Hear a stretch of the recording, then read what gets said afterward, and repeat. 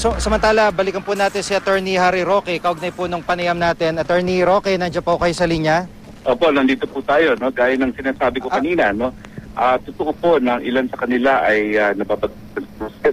Totoo po na ilan sa kanila ay nawawalan ng pag-asa, no? Pero kada nagkakaroon po ng mabuting balita, hello?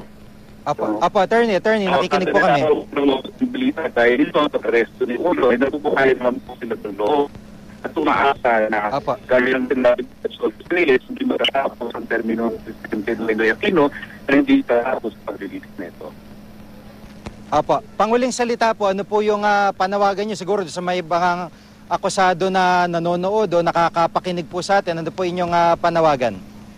Walang panawagan ko po ay sumuko na po sila, no? Dahil nakikita po na po ng lahat na bagamat nakapagtago sila ng 3 taon ay naaabutan din sila ng gulong ng katarungan.